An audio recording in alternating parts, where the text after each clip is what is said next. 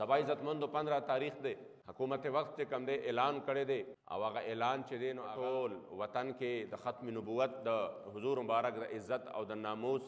د ډے مناولو اعلان کړی دی. هسې خو زمونږ ایمان او عقیده ده چې هره ورځ هر ساعت هر سکنډ هره ګړی دا د حضور علیه الصلاۃ والسلام مبارک په عزت او ناموس باندې پهره ورکول ضروري دی او فرض دی. یو سکنډ داسې نشته مونځ به په شپه ورځ کې دی 15 وخته فرض وي، روژه به په کال کې یو میاشت وي، حج به چې کم دی په خپل عمر کې یو ځل وي. خو یاد وساتئ د ناموس رسالت پهرداري دا دومره لوی عبادت دی چې دا د خپل ژوند په هر سکنډ کې د دې پهرداري فرض ده. ستا یو سکنډ داسې نشي تېرېدی چې ته د دې نه بری و ذمه شې او ته دا ووایې چې نه خیر دی دا کار به د بل چا وي زما نه دی. د ژوند په هر سکنډ کې د حضور علیه الصلاۃ والسلام په عزت او ناموس باندې پهرداري ضروري ده. خو داسې قسمه اقدامات هم مونږ تحسین کوو ځکه چې په سوشل میډیا باندې کریم آقا مبارک د ګستاخانه مواد یو برمار دی د روزانه په بنیاد باندې یو داسې عجیبه حالت شروع دی چې په هغې باندې انسان عقل و فکر حیران پاتې شي. د ازادۍ او د اظهار رای په نوم باندې یو ډېر بدترین او بیا افسوس خبره دا ده چې هغسې روکتام یې نه کیږي. تاسو به کتلي اکثر چېرته یو ماشوم په جذباتو کې راشي، نوجوان وي الک وي جذباتو کې راشي. ما هغه ورځې سوشل میډیا باندې یو کلیپ وکته، یو ماشوم دی او چېرته ملګري ورسره لګیا دي ګپ ورسره لګوي، هغه غریب یې په غیرت کې راوستی دی نو هغه په سچو پسې کنځل کړي دي. نو کنځل خو مونږه په هر چا پسې ناروا ګڼو، هر چا پسې ناروا ګڼو. اکه یو د علاقې عوام کس دی چې چاته کتیم نشي څپېړ هم نشي ورکولی نو هغه پسې هم کنځل نه دي پکار. نو چې بیا لږ معمولي چا په لاس کې طاقت وي په هغه پسې وکړي نو بیا خو به خامخا د هغې هغه بدله به درته میلاویږي. نو ملګرو ورته ویلي دي چې ځکه نه ښکاره یې وکړه او دا د ویډیو د کېږي او ورته کېږي دي دا د مخې ښکاره کړی دی، زه یې ښکاره کومه. بس غالبا ورځ دوه پس بیا ګیر شوی دی او بیا په تاڼه کې ولاړ دی او لګیا دی په دې الفاظو باندې لګیا دی چې ما غول خوړلی دي او ما غول خوړلی. بار بار هم دا الفاظ بار بار وایي، بار بار دا وایي چې ما داسې کړي ما داسې کړي. ما سې هغه ټایم کې یو خبره سوچ لراله، ما به ټیک شوه کیدای شي تا د دې نه هم څه بل څه زیات خوړلی دي چې کنځل یې کړي دي. خو څومره د افسوس خبره ده چې د دې دپاره دې بچي د دې الفاظو دپاره نه چا درخواست ورکه، نه څوک تاڼې ته لاړل، نه چې کوم دی د دې دپاره څوک لاړل اف آی اے کې درخواست ورکه، نه دې تاڼې ته لاړل او هلته کې ویلي دي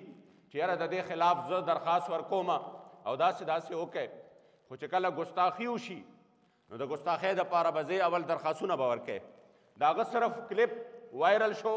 خو د یو سړي په ذات باندې خبره وه، په سباله یې په تاڼه کې ودرولی او توبې پې وښکلی سافټویر هله اپډیټ کړی و. نو ما دا سوچ کوم چې هی کاش کله به هغه وخت په پاکستان کې راځي چې کله د حضور ګستاخي وکړي او هر صاحب اقتدار او هر هغه طاقت والا چې د هغه په لاس کې پاور دی طاقت دی کله به داسې کېږي چې بغیر د درخواسته بغیر د یو مسلمان د تاڼې او د اف آی اے د هغې دفترو نه ورتلو نه علاوه بغیر د هغې نه کله به داسې کېږي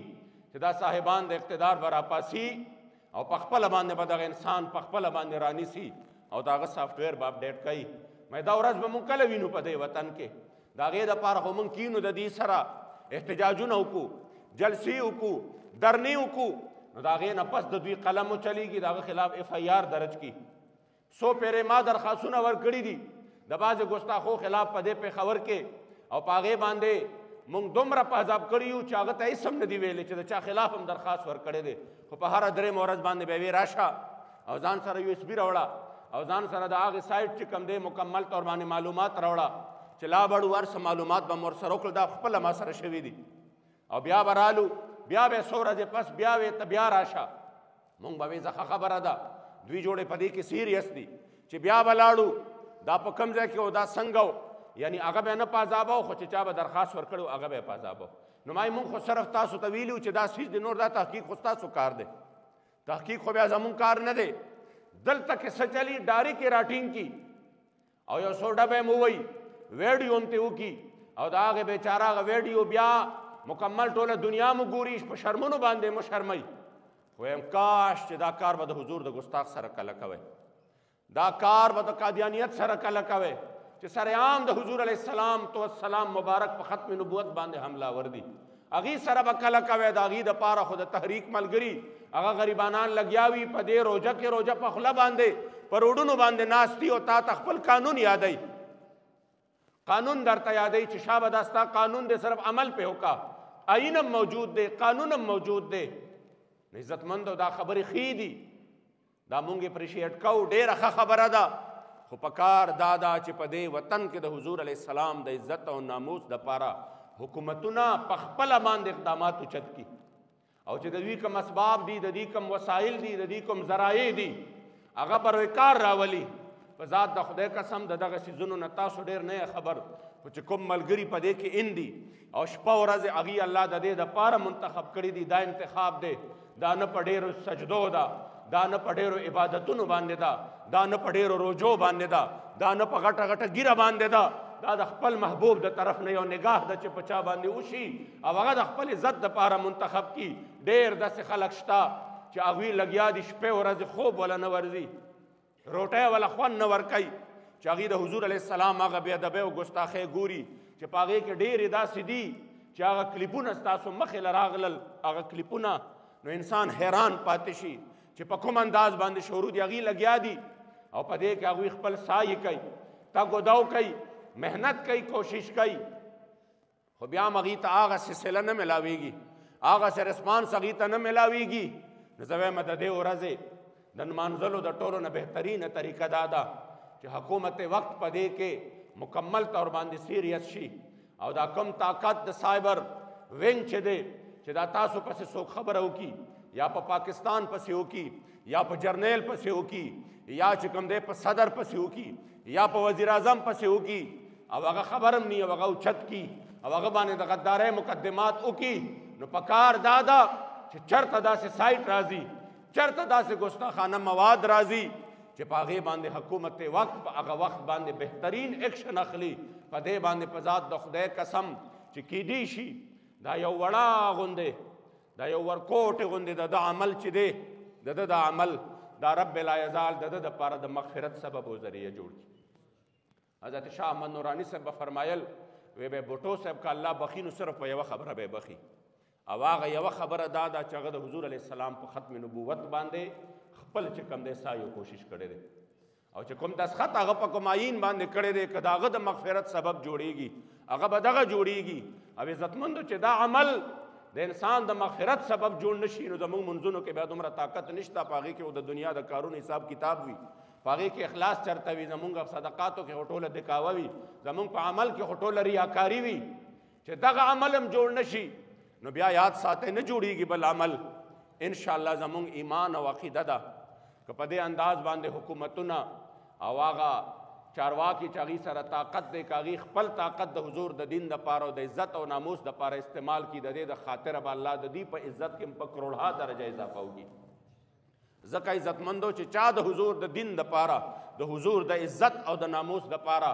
معمولی شانته خپل قدم پورته کړی دی هغه له رب لا یزال د دنیا ټول عزتونه الله د هغه په قدمونو کې چې کوم دی بیا یې ښودلي دي نیکه مبارک به فرمایل ابرو د دواړو کونو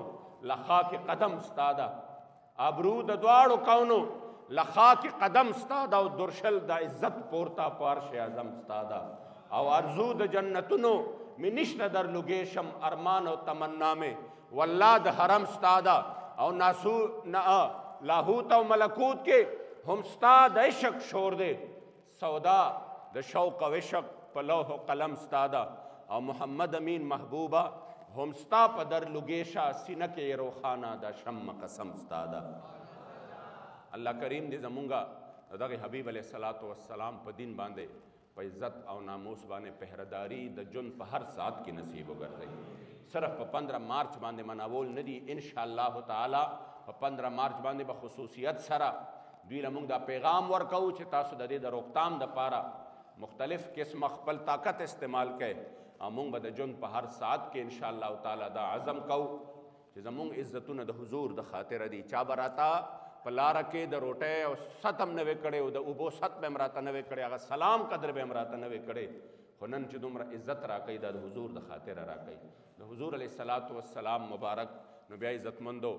زمان بر کا یہ قاعدہ ہے کہ جس کا کانا اسی کا گانا چې د چا د خاطره راته الله رمضان را کړی چې د چا د خاطر الله قرآن را کړی، چې د چا د خاطر الله ایمان را کړی، چې د چا د خاطر الله اسلام را کړی دی، او چې د چا د خاطر به مونږ ته قبر کې اسانتیا راځي، چې د چا د خاطر پلار بم واپس کیږي، زوی بم واپس کیږي، او یاران او دوستانو سره بم بیلچې په لاس کې وي او د خاورې انبار به را باندې جوړی، او چې څومره نږدې یاران دي هغې به هم رانه واپس روانېږي، او یو هستی ده چې هغه به مو د قبر په تورو تیارو کې م یوازې نه پرېږدي. محبوب رانماشه د لحد تورو تیارو کې مړ شوی ارمانیم د هجران سختو خوارو کې، او محبوب رانماشه مسافر د بل وطن یم، حیران او ناشنا او تر په غاړه کې کفن یم، مشعل د ښکلي مخ دې راښکاره کړه په رو کې. هغه محبوب چې د قبر په تورو تیارو کې مم یوازې نه پرېږدي، راځئ چې دا عزم وکړو چې خپل ټول ژوند به د هغې جانان د دین دپاره تېرو،